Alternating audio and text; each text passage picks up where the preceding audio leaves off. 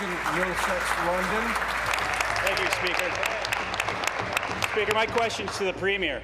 Premier, for months, we've been warning you that if Ontario doesn't get its economic fundamentals right, our province faces continued job losses and high unemployment. A look at Greece and Italy today shows you the consequences of the path that you are on. No company is interested in investing or creating jobs in those countries today. For months, you've ignored our pleas for urgent action required to restore Ontario. We have been giving your government viable options to rein in spending. What are you prepared to do today, right now, to take us off this current path? Speaker, I welcome the question from my honourable colleague, and I'm pleased to join him in what I think is a very important debate about the future of Ontario's economy. But I would respectfully suggest to my honourable colleague that it is both inappropriate and, I would also say, irresponsible to compare the great province of Ontario with our wonderful foundational strength in terms of our economy to less fortunate places around the world, Speaker. I think that while we might debate the best way to get there, Speaker, surely we can begin by agreeing that we have a wonderful province, that we have a strong economy, and our shared responsibility is not to castigate it, it is not to undermine confidence in it, but rather find a way to make it even stronger. Thank you. Supplementary.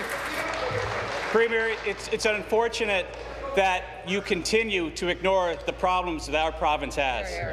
Since you own Act, we will, Premier. Later today, on behalf of the Ontario PC caucus, I will introduce legislation that will bring in a mandatory wage freeze for the public sector.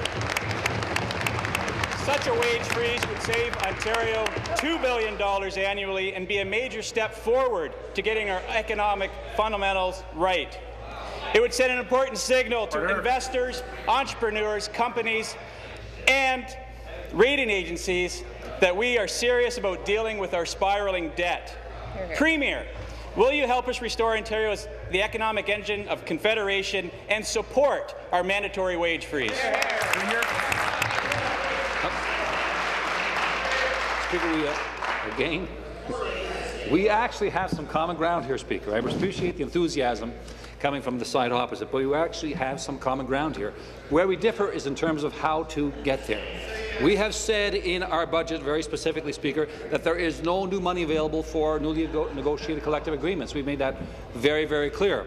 But we've also drawn lessons from the experience in other provinces. None have adopted the approach advocated by my honourable colleague. Neither has the federal government, Speaker. We intend to negotiate firmly and fairly with our collective bargaining partners. If we have failed to achieve the result that we need that will maintain our fiscal plan, Speaker, then we'll take additional steps in this very legislature to ensure we arrive at that. I think that's a sensible way. I think that's the most guaranteed way, Speaker, of arriving at our destination. Final supplementary. Speaker, Premier, you tried that 2 years ago and failed. It's not good enough anymore. 7 months ago, the people of Ontario sent us back here to deal with our job crises and our high unemployment.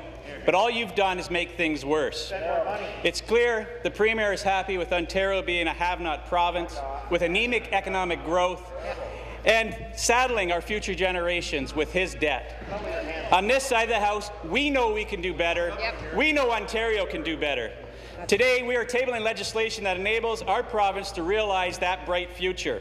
Ontario can be strong again. Why won't you change course and support our mandatory wage freeze? Please.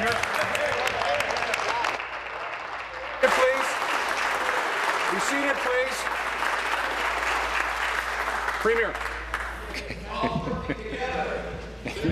Maybe there's a leadership contest underway over there, Speaker. I think so. I have a feeling.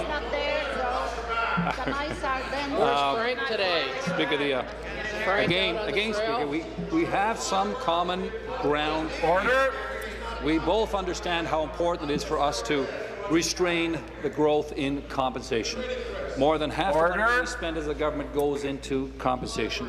That, member from Halton, come to order. Well spent. The member from Renfrew, Nipissing, Pembroke, come to order. And nurses and water inspectors and meat inspectors. Leeds, Grenville, come to order. We think that's a very important investment that we make on the part of Ontario families, Speaker. But we also think it's very important that today we hit the pause button for a couple of years. Speaker, we're going to do it in a way which we believe is responsible and ultimately effective. We'll do it in a way that has been adopted by the other provinces and the federal government, Speaker. We will work with our collective bargaining partners.